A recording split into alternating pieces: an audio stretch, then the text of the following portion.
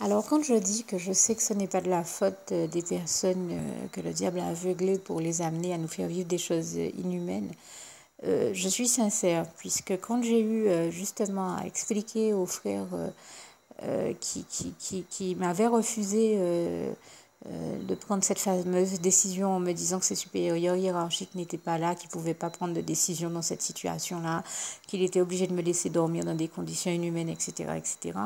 Je lui ai quand même parlé une fois que j'ai été cette fois-ci de retour là-bas aux États-Unis et là, il a été estomaqué. Il m'a dit, je te demande pardon parce que j'aurais jamais pensé que mon comportement aurait engendré autant de souffrance. J'aurais jamais imaginé tout ça. Je ne te savais pas malade. Je n'aurais jamais imaginé tout ça. Si je savais que tu étais malade, je ne t'aurais jamais dit certaines choses que j'ai eu à te dire. Il était vraiment remué. J'ai bien vu qu'il était sincère et je savais très bien que c'était le diable avait utilisé son inconscience, hein, le fait qu'il ne soit pas conscient de la gravité de la situation pour l'amener à me faire subir ce il m'a fait subir bien malgré lui.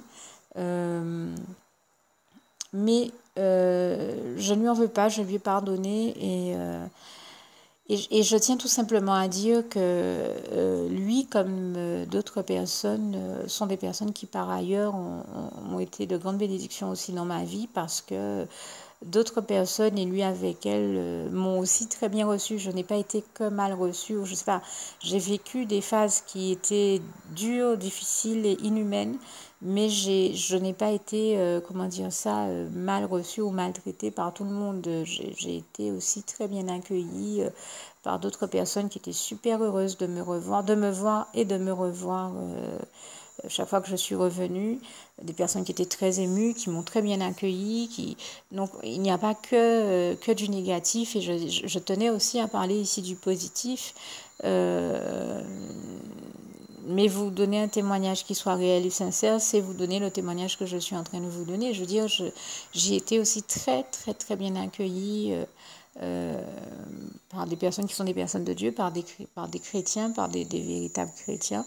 Je pense à une sœur, et d'ailleurs je le dis que le Seigneur bénisse toutes les personnes dont j'ai parlé dans ce témoignage parce que je n'en veux à personne et même ceux qui m'ont fait aveugler par le diable subir les pires choses, je leur ai déjà pardonné parce que je sais que c'est pas de leur faute mais que c'est le diable le seul responsable et coupable dans tout ça, donc c'est bien dans ce sens que je leur ai pardonné et je demande au Seigneur de les bénir tous, mais je peux dire que j'ai aussi été très très très bien accueillie à d'autres moments par des chrétiens, tant là-bas aux États-Unis qu'ici notamment.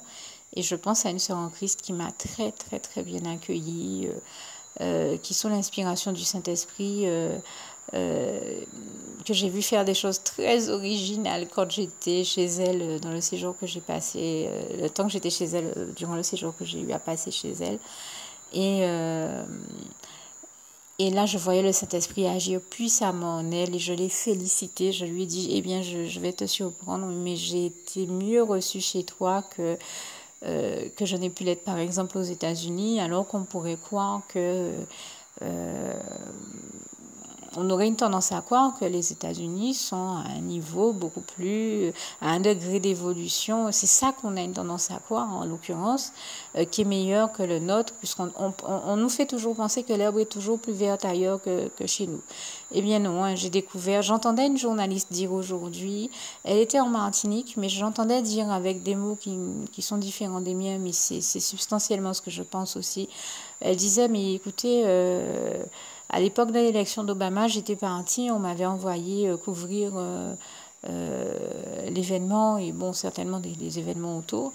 Et elle disait qu'elle y est retournée il n'y a pas longtemps, bien tout comme moi. Le constat que nous faisons et qu'elle fait, et c'est mon constat avec, peut-être, je l'aurais exprimé d'autres manières, peut-être avec d'autres mots. Elle disait, mais nous avons contrairement à ce qu'on essaie de nous faire croire, ce sont des pays beaucoup plus développés que nos îles, puisqu'elle est de la Martinique, moi de la Guadeloupe, mais elle disait, ce sont des pays qui sont beaucoup plus développés, et pourtant, avec tous les moyens qu'ils ont, ils n'ont pas parcouru autant de chemin que celui que nous avons parcouru. Eh oui, on a l'impression qu'ils sont beaucoup plus loin que nous, mais j'ai envie de vous dire, c'est vraiment une impression. On a l'impression qu'ils sont beaucoup plus loin que nous. Ce n'est qu'une impression, voire une illusion que le diable génère et entretient. Parce que j'ai envie de dire, quel est le peuple qui, selon vous, sans pour autant entrer dans un système de comparaison, mais qui est plus loin? Est-ce que c'est celui qui, avec 10 fois plus de moyens, arrive au même stade, ou celui qui est beaucoup plus loin alors qu'il a 10 fois moins de moyens? Voilà, il faut être clair.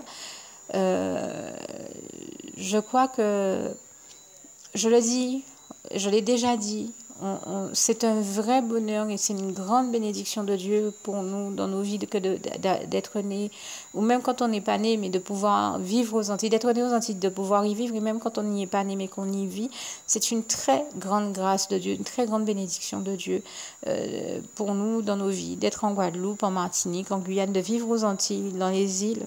De manière générale caribéenne, parce que nous sommes dans des conditions de vie exceptionnelles, parmi les meilleures du globe, je pense, parce que je pense que, par exemple, nous avons un climat tempéré, alors que d'autres vivent dans des températures extrêmes, soit dans le chaud, soit dans le froid, hein, soit chaude, soit froide, ces températures, et que déjà ça, à la base, ça représente des conditions de vie qui sont déjà très difficiles. Mais en plus, Dieu nous a bénis d'une foultitude de paysages, de plages, de rivières magnifiques, de fruits, de fleurs, de légumes, de plantes médicinales aux vertus incroyables, multiples, extraordinaires et exceptionnelles. Ce sont des très grandes grâces de Dieu que je pense que nous ne devons pas occulter, parce que je crois que Dieu a tout mis dans nos îles, Guadeloupe, Martinique, Guyane et autres, il a vraiment disposé toutes les conditions du bonheur pour nous donner un avant-goût du paradis aussi, et je lui rends grâce et gloire. Et je crois tout simplement que c'est le diable et ceux qui le servent qui viennent tout dégrader ici, qui viennent dégrader nos conditions de vie. Et c'est en ce sens d'ailleurs que j'avais déjà fait ce petit témoignage où je disais: ne laissez pas le diable dégrader nos conditions de vie ici. Et c'est réel, mais en dehors de ça, Dieu a tout fait pour notre bonheur. Il a tout disposé pour notre bonheur. C'est simplement, comme je le dis, des êtres humains aveuglés par le diable qui provoquent et génèrent le malheur. C'est le diable qui génère le malheur à travers eux. Et choisissons de transcender tout cela, de survivre à toutes ces choses. Demandons au Seigneur Jésus en prière de nous en donner la force, à Dieu, à Jésus, à son Saint-Esprit de nous en donner la force, puisque comme il est écrit dans le psaume 29, verset 11, l'Éternel est celui qui donne la force à son peuple, qui le bénit et qui le rend heureux, et je rends grâce et gloire à Dieu pour ça. Et le remercie en tout cas de moi me l'avoir donné, puisque, comme j'aime à le dire, déjà, si je suis en train de vous en parler, si je suis vivante pour en témoigner, c'est parce que Dieu m'en a sauvé, et toute la gloire revient à Dieu, à Jésus, à son Saint-Esprit. Et j'ai l'habitude de le dire, je ne respire que parce que Dieu, Jésus-Christ et son Saint-Esprit m'ont sauvé la vie. Donc il est bien normal qu'en retour, je le glorifie, que je prenne le temps de témoigner de toutes ces réalités, de ces choses que j'ai vécues avec le Seigneur.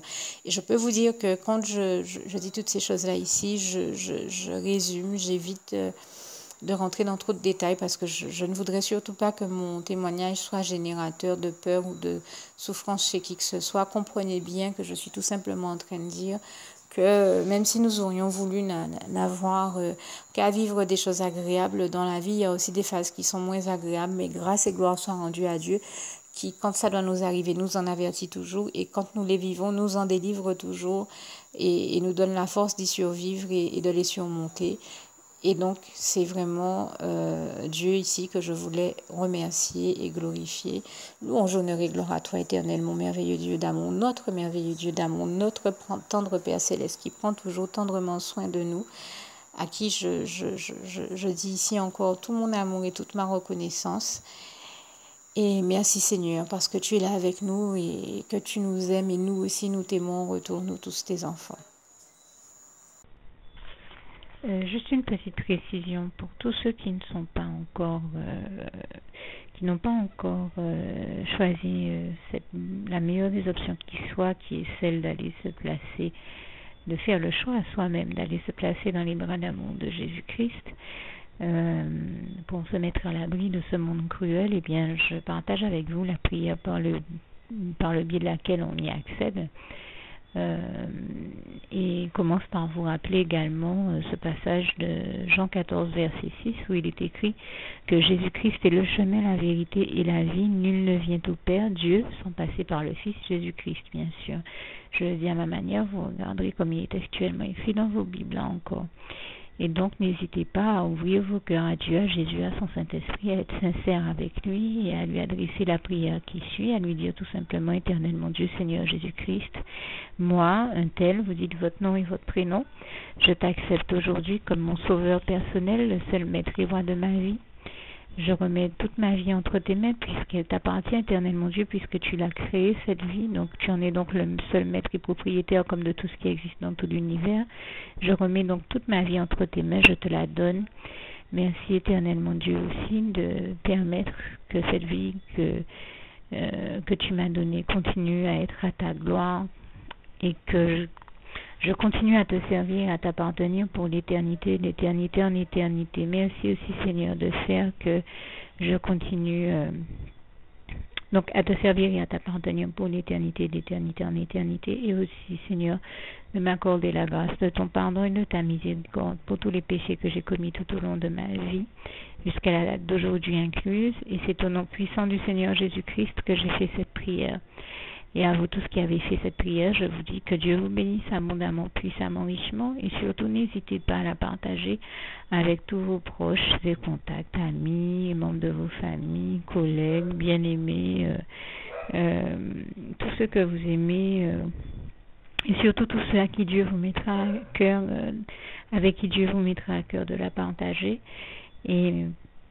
Et comme j'aime à le dire, si vous n'avez pas encore pris le temps de faire cette prière, comprenez bien que voilà, ça ne vous coûte rien de la faire, c'est gratuit, c'est indolore, et que voilà, vous n'êtes pas obligé de me croire, mais moi il m'est arrivé tout comme vous de devoir faire cette prière un jour dans ma vie, et quand on m'a proposé de la faire, je me suis dit, et si c'était vrai, et si c'était vraiment Dieu qui, par ce biais-là, m'appelait à lui et me demandait de lui donner ma vie, de l'accepter, c'était Jésus qui était en train de vraiment me tendre la main et qui était en train de me demander de l'accepter comme mon sauveur personnel, je ne pourrais pas passer à côté de l'occasion de lui dire oui, parce qu'il faut aussi que je reste ouvert ou ouverte à ce que Dieu peut avoir à me dire. Il faut que je garde mon cœur et mon intellect ouvert à ce que Dieu peut avoir à me dire. Donc je me suis dit, je ne peux pas courir le risque de passer à côté de mon éternité, de passer à côté des meilleures choses de la vie, surtout si le maître et créateur de la vie m'appelle et cherche à me sauver. Pour être sauvé, il faut bien que je lui dise oui, que je souhaite qu'il me sauve. Oui, Seigneur Jésus-Christ, je t'accepte comme mon sauveur personnel. Et c'est le sens de cette prière. Et comme je dis, elle ne nous coûte rien à faire. Et puis surtout, moi je vous dis, du jour où je l'ai faite, j'ai vu Jésus changer ma vie en mieux sur tous les plans. Et donc je crois que ça ne vous coûte rien, ça ne vous coûte rien vous non plus de la faire et puis d'expérimenter, de regarder comment les choses vont se dérouler dans votre vie, de regarder Jésus changer votre vie en mieux, à vous aussi.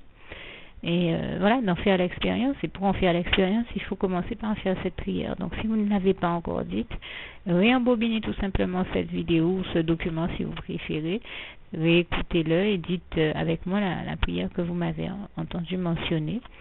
Et n'oubliez surtout jamais que tout est possible à celui qui croit en Dieu, en Jésus-Christ et en son Saint-Esprit, comme il est écrit en Marc 9, verset 23, et que tout est possible à Dieu, comme il est écrit en Marc 10, verset 27. Que Dieu vous bénisse donc et à bientôt.